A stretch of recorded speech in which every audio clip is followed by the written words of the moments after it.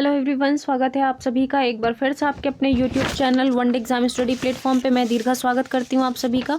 तो दोस्तों, हम लोग जो है आज यहाँ पर आपके लगभग 50 से ऊपर क्वेश्चन जो है मोस्ट सेलेक्टेड आपके एनसीईआरटी आधारित प्रश्न हैं, जो कि हम आपको पहले भी करवा चुके हैं। और अब हम लोग जो है एक क्लास में आपका रिविज़न करते हुए चलेंगे और कल की क्लास में हम लोग जो है यहाँ पर कुछ एक्स्ट्रा क्वेश्चंस को देखेंगे। तो आज की क्लास में जो है आपका यहाँ पर रिवीजन क्लास होने वाली है, जो कि अभी तक जितने भी प्रश्न करवाए गए हैं उन सभी का हम लोग जो है यहाँ पर रिवीजन करते हुए चलेंगे। तो जो भी साथी चैनल पर पहली बार आए हैं सभी लोग चैनल को सब्सक्राइब कर लीजिएगा, नोटिफिकेशन वाली बेल को जरूर प्रेस कर लीजिएगा, ताकि आपकी जो क्लासेस होती रहेंगी उनका नोटिफिकेशन आपको मिलता रहेगा और आप सभी लोग टाइम से क्लास में जुड़ जाएंगे। तो चलिए देर न करते हुए शुरू करते हैं अपनी क्लास को। और यहाँ पर हम लोग पहला प्रश्न देखते हैं। कह रहा है कि कोंकण तट कहाँ से कहाँ तक फैला हुआ है? गोवा से दमन, गोवा से कोच्चि, गोवा से मुंबई या फिर गोवा से दीव। सभी लोग आंसर करके बताएंगे कि इस प्रश्न का सही उत्तर क्या बनेगा। और एक बार आप लोग जो है क्लास को शेयर कर दीजिएगा, ताकि सभी साथी जो हैं आपके साथ जुड़ सकें।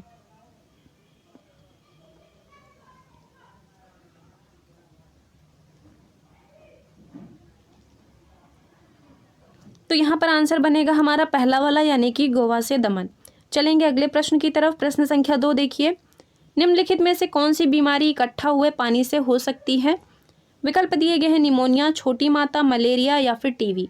सभी लोग आंसर करेंगे इस प्रश्न के लिए कि कौन सी ऐसी बीमारी है जो आपकी इकट्ठा हुए पानी से हो सकती है। जल्दी से आंसर करिए।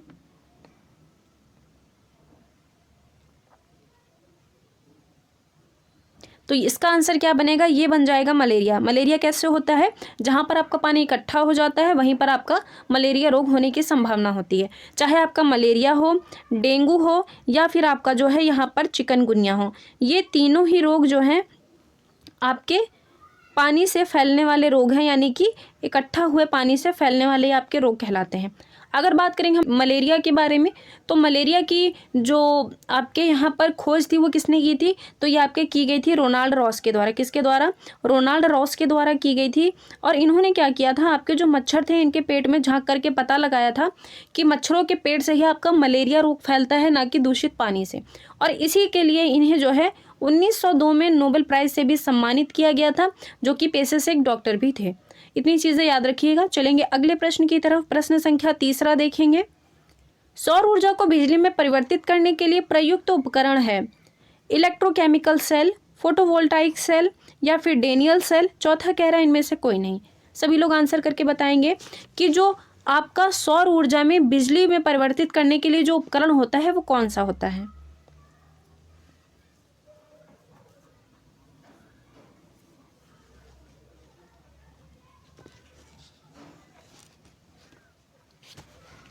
तो यहाँ पर आंसर क्या बनेगा आपका? ये बन जाएगा फोटोवोल्टाइक सेल। चलेंगे अगले प्रश्न की तरफ। प्रश्न संख्या 4 देखेंगे। चावल को पॉलिश करने पर कौन सा विटामिन नष्ट हो जाता है? कैल्सीफेरॉल, थायमीन, एस्कॉर्बिक अम्ल या फिर आपका राइबोफ्लेविन। आंसर करिएगा सभी लोग कि चावल को पॉलिश करने पर कौन सा विटामिन नष्ट हो जाता है।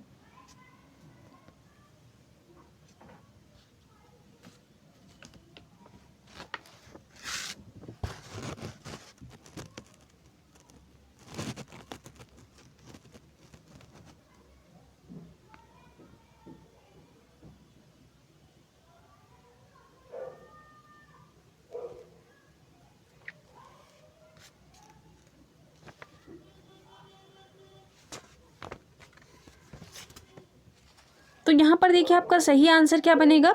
ये बन जाएगा थायमीन। कौन सा अम्ल जो है आपका, यानी कि कौन सा विटामिन जो है आपका नष्ट हो जाता है? तो ये आपका जो थायमीन है ये नष्ट हो जाता है। चलेंगे अगले प्रश्न की तरफ। प्रश्न संख्या 5 देखेंगे। कह रहा है कि तंजौर किस राज्य की सुप्रसिद्ध पेंटिंग है? पश्चिम बंगाल की है, हिमाचल प्रदेश की है, तमिलनाडु की है या फिर गुजरात की है। आंसर करिएगा सभी लोग। इस प्रश्न के लिए बताएंगे कि इस प्रश्न का सही उत्तर क्या हो जाएगा।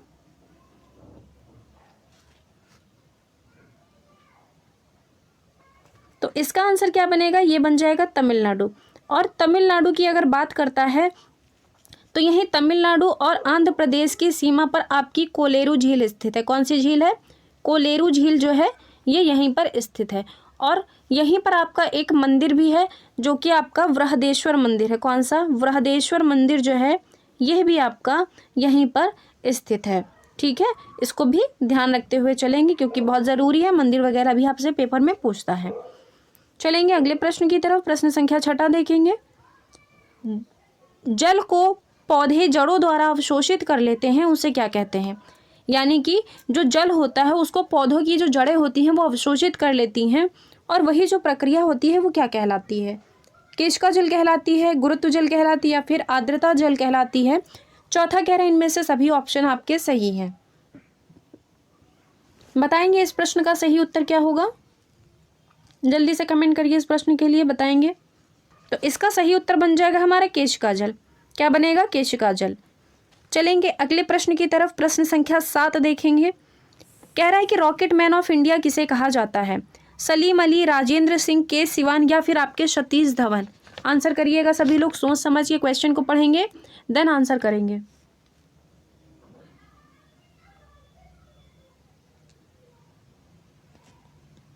तो इस प्रश्न का सही उत्तर क्या बनेगा? ये बन जाएगा हमारा के सिवान। क्या बनेगा? के सिवान। अगर सलीम अली की बात करता है तो सलीम अली को क्या कहा जाता है? तो इन्हें जो है बर्डमैन के नाम से जाना जाता है। किस नाम से? बर्डमैन के नाम से जो है इन्हें जाना जाता है। बात करेगा अगर राजेंद्र सिंह की तो इन्हें किस नाम से जाना जाता है? तो इन्हें वाटरमैन के नाम से जाना जाता है। किस नाम से? वाटरमैन के नाम से। तो इन दोनों को याद रखिएगा अकॉर्डिंग टू एनसीईआरटी। चलेंगे अगले प्रश्न की तरफ। प्रश्न संख्या 8 देखेंगे। कत्था किस वृक्ष के द्वारा प्राप्त किया जाता है? खेजड़ी, खैर, बबूल, या फिर नीम? आंसर करिएगा सभी लोग, जल्दी जल्दी आंसर आना चाहिए सभी का। बताएंगे कि जो आपका कत्था होता है ये किस वृक्ष के द्वारा प्राप्त किया जाता है? तो आंसर क्या बनेगा हमारा? खैर बन जाएगा। क्या बनेगा? खैर। अगर बात करता है खेजड़ी की, बबूल की और नीम की, तो ये 3 पेड़ आपके ऐसे हैं जिनकी लकड़ी में कभी भी कीड़ा नहीं लगता है। क्या होता है? जिनकी लकड़ी में कभी भी जो कीड़े वगैरह होते हैं ये कभी भी नहीं लगते हैं। इनका प्रयोग जो है आप फर्नीचर बनाने के लिए भी कर सकते हैं। चलेंगे अगले प्रश्न की तरफ। प्रश्न संख्या 9 देखेंगे। कह रहा है कि नंदा देवी चोटी किसके लिए प्रसिद्ध है? फूलों के लिए, फलों के लिए, बाघों के लिए, या फिर गैंडों के लिए? सभी लोग बताएंगे आपकी जो नंदा देवी चोटी है यह किसके लिए प्रसिद्ध है?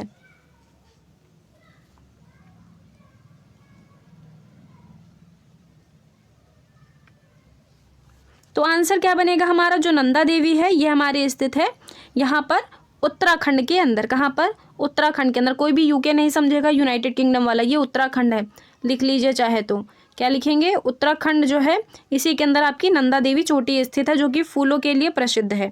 अगर पूछता आपसे गैंडों के लिए कौन सा यहाँ पर नेशनल पार्क स्थित है, तो ये आप लोगों को पता है कि जो कांजीरंगा नेशनल पार्क है, कौन सा? कांजीरंगा नेशनल पार्क है।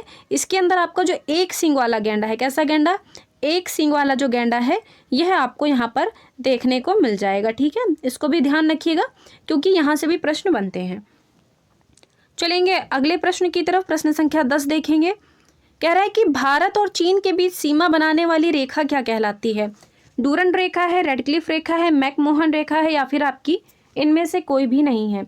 आंसर करके बताएंगे कि यहाँ की रेखा जो है भारत और चीन के मध्य सीमा बनाने वाली ये कौन सी रेखा है?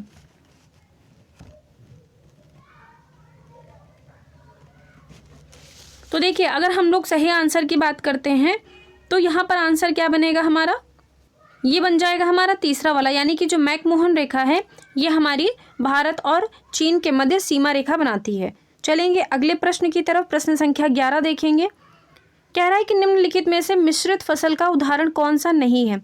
अब यहाँ पर आपसे क्या पूछ रहा है कि कौन सी ऐसी फसल है जो आपकी मिश्रित फसल का उदाहरण नहीं है? सूर्यमुखी और मूंगफली होगा, गेहूँ और चना होगा, सरसों और मूंगफली होगा, या फिर आपका मूंगफली और यहाँ पर सूर्यमुखी होगा? सभी लोग आंसर करके बताएंगे कि इस प्रश्न का सही उत्तर क्या बन जाएगा।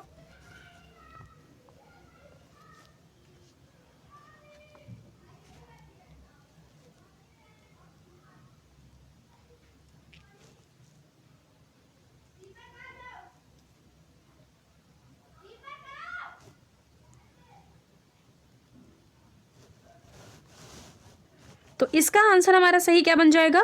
मूंगफली और जो आपका सरसों है ये मिश्रित फसल का उदाहरण आपका नहीं है। क्या बनेगा? ये आपका उदाहरण नहीं बनेगा। अब बात आती है कि आपकी मिश्रित फसल होती कैसी है, जब आपकी दो फसल एक साथ उगाई जाती है और इसके साथ वहाँ पर अगर पशुपालन भी किया जाता है, तब आपका वो मिश्रित फसल का उदाहरण माना जाता है। चलेंगे अगले प्रश्न की तरफ। प्रश्न संख्या 12 देखेंगे।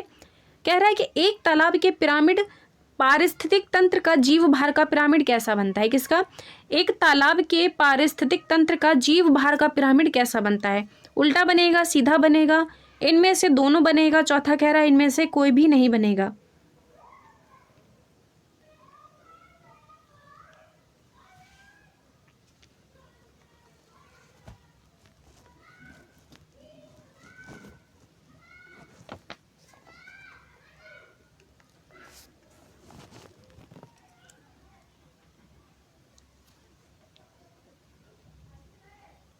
ये दो ऑप्शन यहाँ पर आपके दे रखे हैं, ये भी इसी के अंतर्गत आएगा।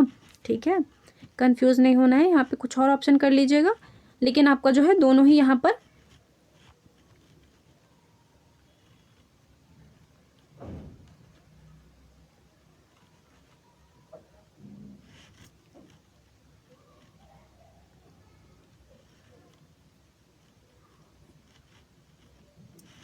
तो यहाँ पर आपका सही आंसर क्या बनेगा? ये बन जाएगा ककड़ी। क्या बनेगा? ककड़ी जो है आपकी ये जायद की फसल का उदाहरण है। ककड़ी के अलावा और क्या चीज़ यहाँ पर देखने को मिल जाएगी आपको जायद की फसल में? तो आपका खीरा हो गया, अब गर्मियों वगैरह में जो है खीरे वगैरह आने लगेंगे, तरबूज हो जाएगा और खरबूजा हो जाएगा, आप लोगों ने खाया भी होगा। तो ये सभी जो हैं आपके यहाँ पर जायद की फसल के उदाहरण है। ठीक है, बात करेगा अगर यहाँ पर गेहूं के, सरसों की, तो ये सभी जो हैं आपकी कैसी फसलें हैं? रबी की फसलें हैं। बढ़ेंगे अगले प्रश्न की तरफ। प्रश्न संख्या 19 देखिए क्या कह रहा है। निम्नलिखित में से किस वर्ग में प्रोटीन की प्रचुरता है? अंडा, मछली, मटर। अगला कह रहा है अचार, दूध, सोयाबीन। नेक्स्ट कह रहा है चना, मक्का, सोयाबीन, या फिर आपका दही, मांस और सेब। आंसर करके बताएंगे कि किस वर्ग के अंदर जो है सबसे ज़्यादा आपको प्रोटीन देखने को मिल जाएगी। तो यहाँ पर आंसर क्या बनेगा? ये हमारा जो तीसरा वाला विकल्प है, यानी कि चना, मक्का और सोयाबीन, इनके अंदर सबसे ज़्यादा प्रोटीन जो है देखने को मिलती है। खास तौर से आपको सोयाबीन के अंदर सबसे ज़्यादा प्रोटीन देखने को मिल जाएगी। चलेंगे अगले प्रश्न की तरफ। प्रश्न संख्या 20 देखेंगे। कह रहा है कि बद्दू जनजाति कहाँ निवास करती है? कालाहारी मरुस्थल में, सहारा मरुस्थल में, कांगो बेसिन में, या फिर नीलगिरी की पहाड़ी में।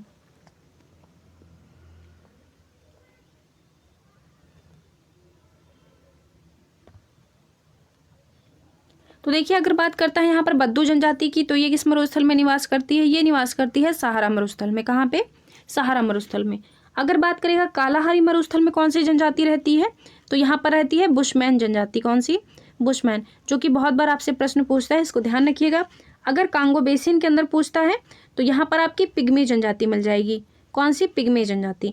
नीलगिरी पहाड़ी के अंदर यहाँ पर टोडा जनजाति देखने को मिलेगी। ठीक है, इनको भी याद रखिएगा। बढ़ेंगे अगले प्रश्न की तरफ। प्रश्न संख्या 21 देखेंगे। लोकटक झील किस राज्य में स्थित है? उत्तराखंड, उड़ीसा, मणिपुर, या फिर आपका कर्नाटक। आंसर करिएगा सभी लोग कि आपकी जो लोकटक झील है ये किस राज्य में स्थित है।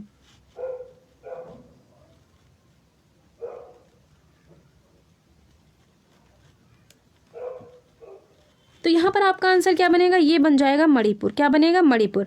और यही मणिपुर में जो है आपका एक तैरता हुआ नेशनल पार्क है, जिसका नाम क्या है? Keibul Lamjao national park.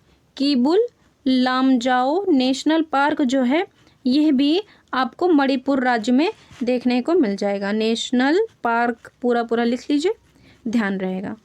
चलेंगे अगले प्रश्न की तरफ। प्रश्न संख्या 22 देखिए क्या कह रहा है। कह रहा है कि उष्णकटिबंधीय वर्षावन कहाँ पाए जाते हैं? असम, उड़ीसा, कर्नाटक, या फिर केरल में।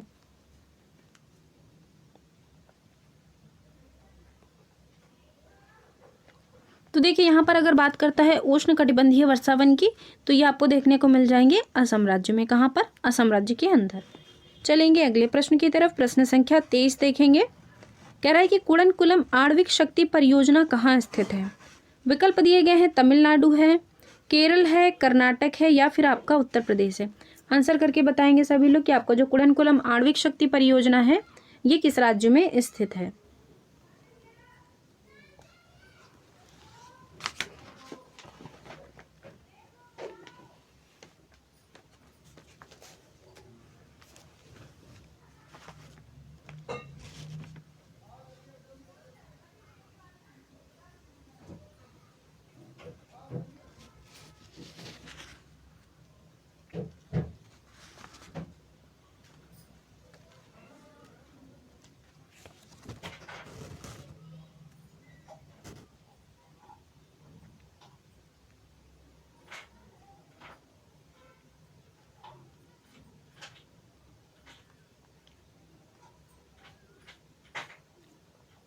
तो इस प्रश्न का सही उत्तर क्या बनेगा, ये बन जाएगा हमारा पहला वाला यानी कि तमिलनाडु।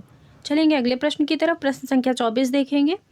कह रहा है कि बोरा किसकी एक किस्म है, गेहूं की है, धान की है, सरसों की है या फिर जौ की है। सभी लोग आंसर करके बताएंगे कि इस प्रश्न का सही उत्तर क्या बन जाएगा। तो यहाँ पर देखिए, अगर बात करता है बोरा की, तो बोरा जो है आपका ये एक प्रकार के धान की किस्म है। और बोरा के अलावा आपकी यहाँ पर जो है एक चेवा चावल है। कौन सा चावल है, चेवा चावल है, जो कि आपका किस राज्य का है, तो ये भी आपका संबंधित है असम राज्य से। ये दोनों ही फसलें आपकी जो है असम राज्य के अंतर्गत उगाई जाती हैं। चलेंगे अगले तरफ प्रश्न की तरफ। प्रश्न संख्या 25 देखिए क्या कह रहा है कि ऐसा कौन सा देश है जहाँ पर ना तो जल है, ना वर्षा है, ना कोई तालाब है, वहाँ पर पानी जो है वो तेल के भाव बिकता है। ऑस्ट्रेलिया है, अमेरिका है, दक्षिण अफ्रीका है या फिर आपका अबू धाबी है। आंसर करेंगे सभी लोग।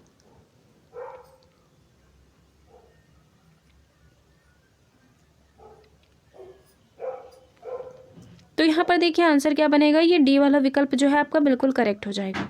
चलेंगे अगले प्रश्न की तरफ। प्रश्न संख्या 26 देखेंगे। निम्नलिखित में से कौन सा एक प्रकार की रेशेदार फसल का उदाहरण नहीं है। जूट है, गेहूं है, सन है या फिर आपका कपास है। आंसर करिएगा सभी लोग।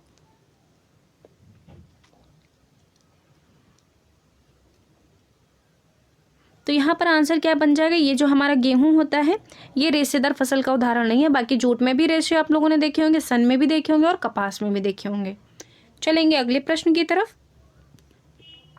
प्रश्न संख्या 27 देखिए क्या कह रहा है। वर्षा को मापने के लिए किस यंत्र का प्रयोग किया जाता है। हाइड्रोमीटर का, बैरोमीटर का, हाइग्रोमीटर का या फिर रेन गेज का।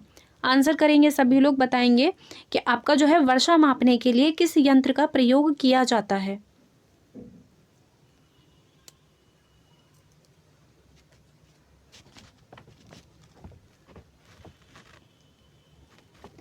तो यहाँ पर आपका सही आंसर क्या बनेगा, ये बन जाएगा रेन गेज। ठीक है, ज़्यादा आपसे बैरोमीटर के बारे में पूछेगा तो बैरोमीटर किससे संबंधित है, तो ये संबंधित है आपका वायुदाब से। किससे, वायुदाब से। अगला प्रश्न देखिए क्या कह रहा है। निम्नलिखित में से भारत के किस राज्य व केंद्र शासित प्रदेश का तापमान 0 डिग्री से नीचे चला जाता है। लेह लद्दाख है, जम्मू कश्मीर है, उड़ीसा है या फिर आपका हिमाचल प्रदेश है। आंसर करके बताएंगे इस प्रश्न का सही उत्तर क्या होगा। और एक बार क्लास को भी शेयर कर दीजिए आप लोग। तो यहाँ पर आंसर क्या बनेगा, ये आपका पहला वाला विकल्प जो है बिल्कुल करेक्ट हो जाएगा, यानी कि लेह लद्दाख। नेक्स्ट क्वेश्चन पर चलते हैं। 29 देखिए क्या कह रहा है। बायोगैस में मुख्य रूप से शामिल है, कौन सी गैस शामिल है। मीथेन और सल्फर डाइऑक्साइड, मीथेन और कार्बन डाइऑक्साइड, एथेन और कार्बन डाइऑक्साइड या फिर आपका प्रोपेन और कार्बन डाइऑक्साइड। आंसर करके बताएंगे इस प्रश्न का सही उत्तर क्या होगा।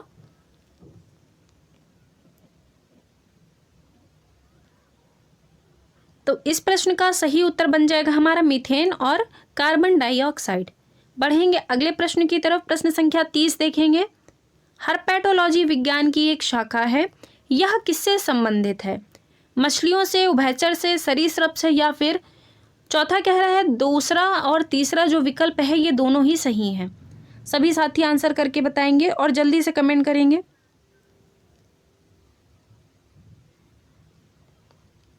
तो इस प्रश्न का उत्तर जो है चौथा वाला बिल्कुल करेक्ट हो जाएगा। नेक्स्ट क्वेश्चन देखिए क्या कह रहा है। पारे की अधिकता से कौन सा रोग होता है। इटाई इटाई, मिनी माता, लौह महता या फिर इनमें से कोई नहीं। आंसर करके बताएंगे कि जब पारे की अधिकता हो जाती है तब कौन सा रोग होता है।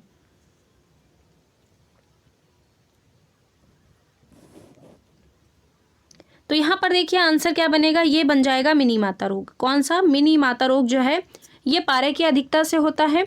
अगर आपसे पूछता है लौह महता, यानी कि इसमें क्या होता है, तो देखिए इसके अंदर जो है आपकी हीमोग्लोबिन की मात्रा जो होती है वो काफ़ी ज़्यादा इंक्रीज हो जाती है, तब आपका लौह महता होता है।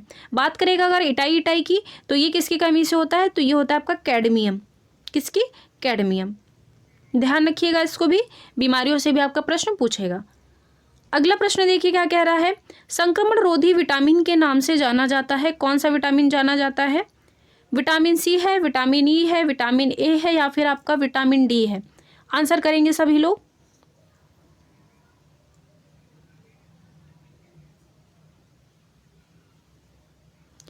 तो देखिए यहाँ पर बात किसकी कर रहा है, संक्रमण रोधी विटामिन की। तो ये आपका ऑप्शन जो है विटामिन ए बन जाएगा।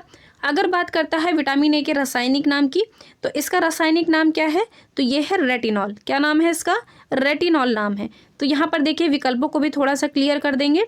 और इससे बीमारी कौन सी हो जाती है, तो इससे बीमारी जो होती है आपकी वो बनती है रतौंधी। कौन सी, रतौंधी जो बीमारी है ये आपकी विटामिन ए की कमी से बनती है। अगर बात करता है विटामिन सी की, तो विटामिन सी के रासायनिक नाम क्या है, तो इसका रासायनिक नाम है एस्कॉर्बिक अम्ल। क्या नाम है इसका, एस्कॉर्बिक अम्ल जो है ये इसका रासायनिक नाम है।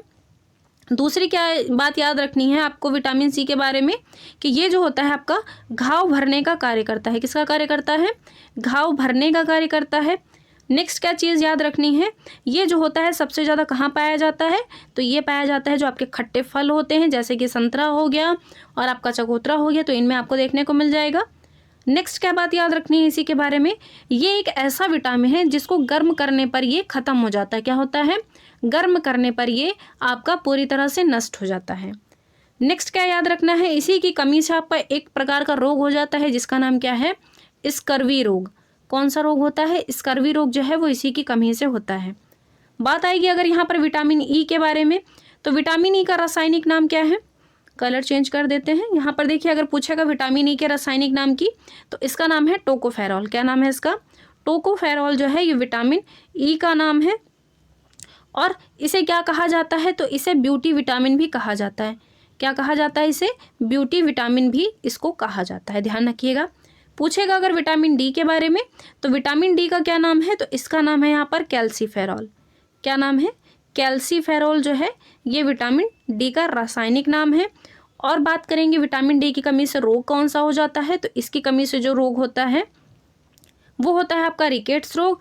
और पूछता है कि इसके रिसोर्सेज क्या क्या हैं, तो आपका सनलाइट हो गई, ये सबसे बड़ा स्रोत है आपका विटामिन डी की कमी का। ठीक है, चलेंगे अगले प्रश्न की तरफ। प्रश्न संख्या 33 देखिए क्या कह रहा है, भारत का सबसे निचला बिंदु कौन सा है, कैपकमोरिन है, कुटनाद है, किबिथु है, या फिर आपका इंदिरा कौल है। आंसर करके बताएंगे।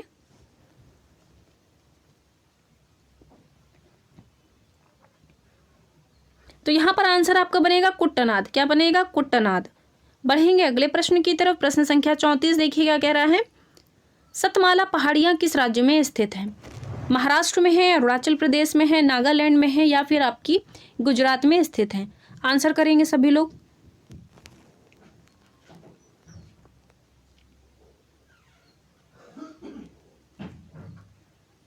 तो इस प्रश्न का सही उत्तर क्या हो जाएगा, ये बनेगा महाराष्ट्र। देखिए महाराष्ट्र के अंदर ही यहाँ के जो लोग होते हैं आपका एनसीईआरटी में बताया गया है, इन लोगों को कौन से फूलों की सब्जी खाना पसंद है, तो ये जो आपके सहजन के फूल होते हैं, कौन से, सहजन के जो फूल होते हैं, इन लोगों को इन फूलों की सब्जी जो है खाना बहुत ही पसंद होता है। ठीक है, तो इसको भी ध्यान रखिएगा।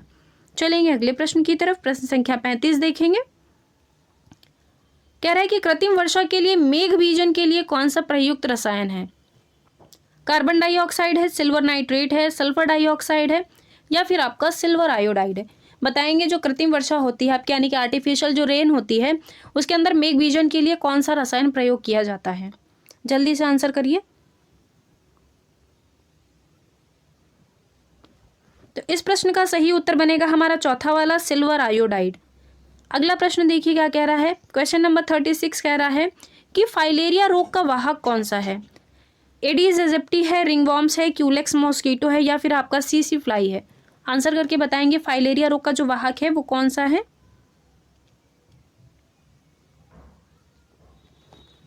तो आंसर यहाँ पर क्या बनेगा, क्यूलेक्स मॉस्किटो, यानी कि जो मादा क्यूलेक्स मॉस्किटो है आपकी, ये फाइलेरिया रोग का वाहक है। ठीक है, और ये होता कैसे है, यह है आपका वाहक जो मच्छर है इसका। बात करेगा अगर एडीज एजिप्टी की, तो जो आपका एडीज एजिप्टी है इसके कारण कौन सा रोग हो जाता है, ये भी आपका एक प्रकार का मच्छर है।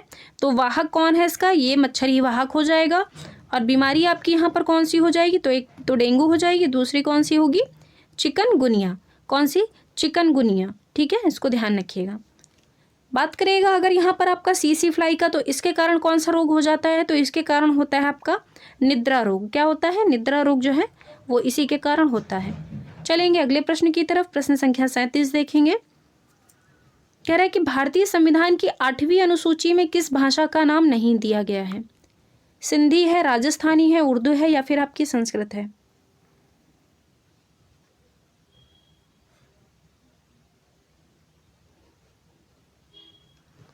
तो आंसर यहाँ पर हमारा क्या बनेगा? ये बन जाएगा दूसरा वाला, यानी कि सिंधी भी है आपकी, उर्दू भी है, संस्कृत भी है, लेकिन जो आपकी राजस्थानी है ये 8वीं अनुसूची के अंतर्गत नहीं आती है। अगर पूछेगा आपसे वर्तमान में कितनी भाषाएं हैं, तो वर्तमान में जो है आपकी टोटल 22 भाषाएं हैं। और अगर पूछता है पहले कितनी भाषाएं थी, तो पहले थी आपकी 14 भाषा। कितनी थी? 14 भाषा आपकी पहले थी। चलेंगे अगले प्रश्न की तरफ। प्रश्न संख्या 38 देखेंगे। कह रहा है कि निम्न में से किस नदी घाटी में प्राचीन सभ्यता पनपी थी? सिंधु नदी घाटी में, गंगा नदी घाटी में, कावेरी नदी घाटी में या फिर ब्रह्मपुत्रा नदी घाटी में? घाटी कौन सा बनेगा? सिंधु नदी घाटी इस प्रश्न का सही उत्तर होगा। चलेंगे अगले प्रश्न की तरफ। प्रश्न संख्या 39 देखेंगे। कह रहा है कि भारत का सबसे लंबा राष्ट्रीय राजमार्ग कौन सा है? भारत का और सबसे लंबा राष्ट्रीय राजमार्ग पूछ रहा है। NH44 है, NH1 है, NH47 है या फिर NH5 है?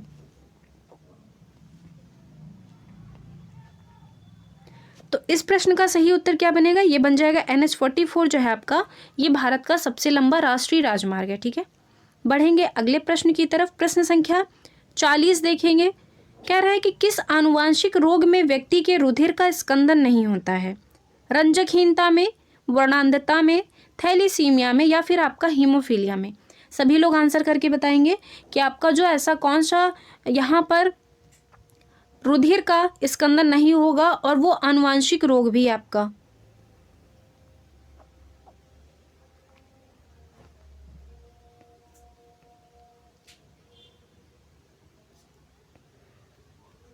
तो यहाँ पर आंसर क्या बनेगा? ये तो आपका बन जाएगा हीमोफीलिया। हीमोफीलिया एक ऐसी बीमारी है, तो ये आपकी एक जेनेटिक डिजीज़ है और इसे जो है किस नाम से जाना जाता है?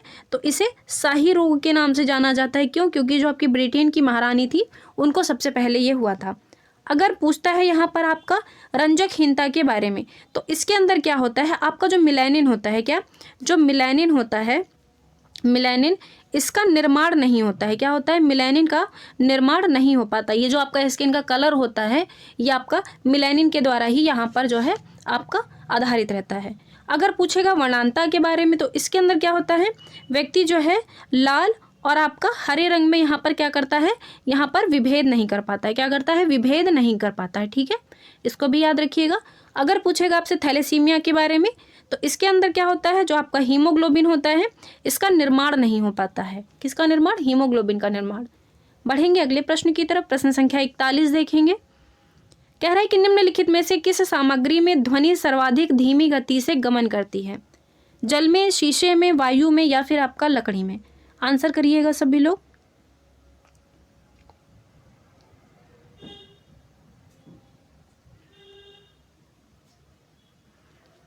तो आंसर आपका क्या बनेगा? ये बन जाएगा शीशा। क्या बनेगा? शीशा। नेक्स्ट क्वेश्चन की तरफ चलते हैं। कह रहा है कि जल दिवस कब मनाया जाता है? 22 मार्च को, 22 अप्रैल को, 22 जून को या फिर आपका 22 जुलाई को? आंसर करिएगा सभी लोग। बहुत ही इजी क्वेश्चन है।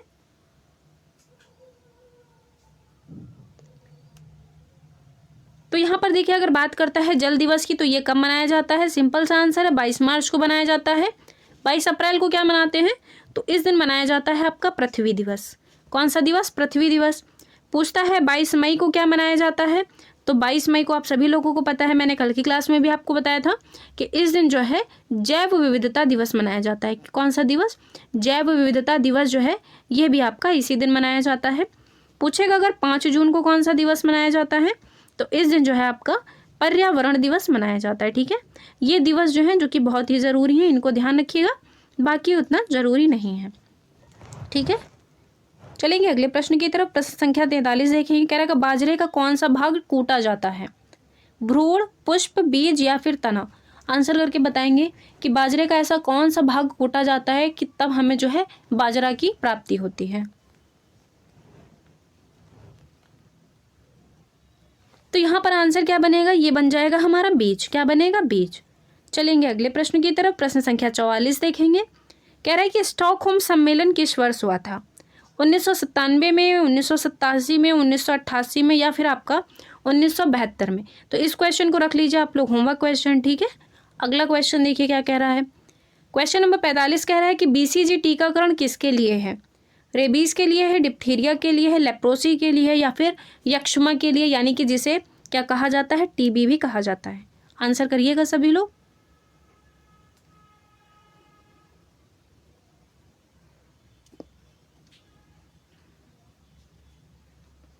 तो आंसर क्या बनेगा, ये बन जाएगा यक्ष्मा, यानी कि जिसे क्या कहा जाता है, TB। अगला क्वेश्चन देखिए क्या कह रहा है कि निम्नलिखित में से केंद्र शासित प्रदेशों के समूहों को चुनिए।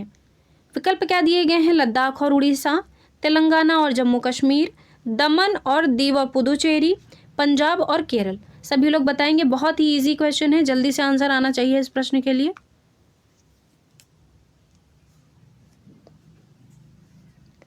तो इस प्रश्न का सही उत्तर क्या बनेगा, ये दमन, दीव और पुदुचेरी जो है ये आपके यूनियन टेरिटरी है। अगर टोटल की बात करता है तो टोटल यूनियन टेरिटरी जो है आपके ये 8 है। स्टेट कितने हैं, तो स्टेट हैं आपके 28, ठीक है। अगला प्रश्न देखिए क्या कह रहा है, क्वेश्चन नंबर 47। एक परेड में कितनी कमांड होती हैं? 42 होती हैं, 36 होती हैं, 33 होती हैं, या फिर आपका 32 होती हैं? जल्दी से आंसर करिए इस प्रश्न के लिए।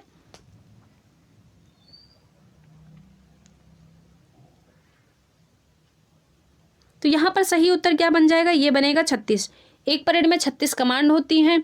और जो आपकी ये परेड थी और इसके अंदर ये आपका NCERT के अंदर बताया गया है कि जो आपकी लेफ्टिनेंट कमांडर जो वहीदा प्रिज्म है, कौन सी, वहीदा प्रिज्म जो है, इन्होंने इस परेड का क्या किया था, नेतृत्व किया था।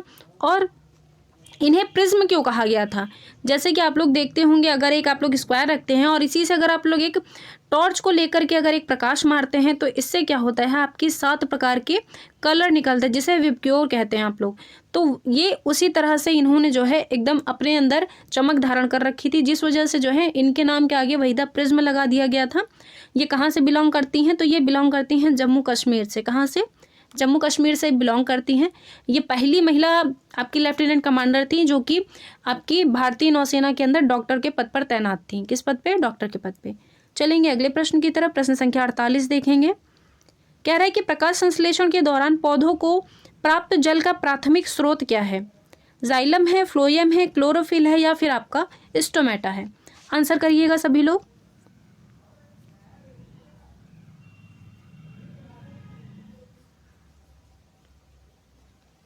तो देखिए यहाँ पर आंसर क्या बनेगा, जल की बात कर रहा है, जल का प्राथमिक स्रोत, ये बन जाएगा आपका जाइलम। क्या बनेगा, जाइलम। बात करेगा अगर फूड के बारे में, तो फूड क्या कार्य करता है, तो ये होता है आपका फ्लोएम जो है, ये आपको पौधे को क्या करता है, फूड पहुंचाने का कार्य करता है, यानी कि भोजन पहुंचाने का ये कार्य करता है। अगर बात आएगी क्लोरोफिल के बारे में, तो इसके अंदर जो है आपका एक तो अपचयन की प्रक्रिया होती है, दूसरा उपचयन की प्रक्रिया भी इसी के अंतर्गत होती है। तो ये दोनों प्रक्रिया आपकी जो है क्लोरोफिल के अंतर्गत चलती हैं। दूसरा क्या याद रखना है, ये क्या करता है, ये आपकी जो प्रकाश ऊर्जा है, यानी कि जो आपकी सनलाइट होती है, ये प्रकाश ऊर्जा को किसमें परिवर्तित कर देता है, तो ये उसको कर देता है रासायनिक ऊर्जा में। किसमें, रासायनिक ऊर्जा में ये इसे परिवर्तित कर देता है। ठीक है, तो इसको जरूर याद रखिएगा, क्योंकि इसी से प्रश्न बनेगा। ठीक है, और आपसे क्या पूछेगा कि सबसे कम जो होती है वो किस रंग में होती है, तो सबसे कम जो होती है आपकी ये होती है हरे रंग में। किसमें, हरे रंग में सबसे कम होती है। और अगर उसके बाद भी पूछता है तो फिर आपका नीला हो जाएगा। नीला अगर ऑप्शन में नहीं दिया होगा तो आपका यहाँ पर बैंगनी भी हो सकता है। अगर पूछेगा सबसे ज़्यादा किस में होती है, तो सबसे ज़्यादा जो क्लोरोफिल की प्रक्रिया होती है ये होती है लाल रंग में। किस रंग में, लाल रंग में सबसे ज़्यादा चलती है। ठीक है, तो इसको ध्यान रखिएगा। चलेंगे अगले प्रश्न की तरफ। प्रश्न संख्या 49 देखेंगे। निम्नलिखित में से किस राज्य के घरों की दीवारें कटीली झाड़ियों से ढकी होती हैं तथा घर मोटी दीवारों के बने होते हैं? यह कहाँ स्थित है? विकल्प दिए गए हैं, गुजरात, राजस्थान, हरियाणा या फिर आंध्र प्रदेश। आंसर करके बताएंगे सभी लोग।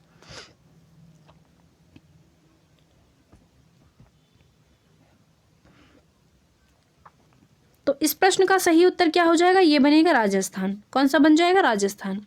चलेंगे अगले प्रश्न की तरफ। प्रश्न संख्या 50 देखेंगे, जो कि आज का लास्ट क्वेश्चन है।